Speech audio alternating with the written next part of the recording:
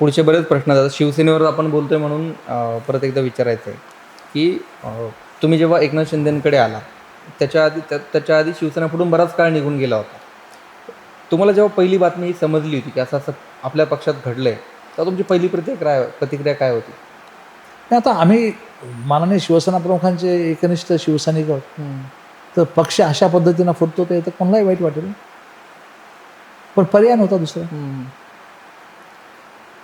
पक्ष वाचवायचा, विचार वाचवायचा, तर दुसरा पर्याय काही नव्हता ना शिल्लक.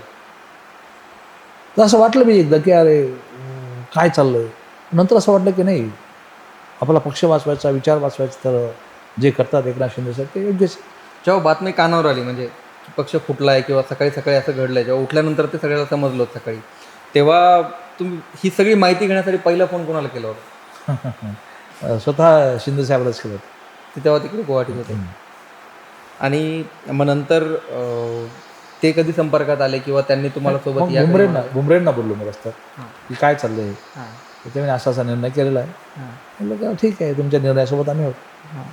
म्हणजे तुम्ही तेव्हाच हो, तुम्हाला कुठेतरी वाटलं की जे झालं ते सांगितलं पक्ष वाचवण्यासाठी आपल्याला सर्व करावं लागतंय, विचार वाचवण्यासाठी करावं लागतं. त्यामुळे त्यांना सांगावं लागलं की बाबा ठीक आहे, तुमच्या निर्णयासोबत आम्ही आहोत.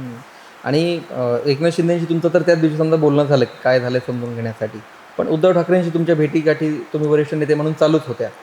त्यानंतर भेटला होता तुम्ही एखाद वेळ? हो, त्यानंतर माझं बोलणं झालं त्यांच्याशी आणि त्यांना मी स्पष्टपणे सांगितलं की साहेब मी आता तुम्हाला सोडतो. मला असं वाटतं की पहिला पाऊस असेल त्यांना मी सांगून पक्ष सांगून सोडलं. त्यांना मी बोललो की मी उद्या पक्षाचा राजीनामा देतो, मी उद्या शिंदे साहेबांना जॉईन करतो. तर त्यांना सांगून केलं.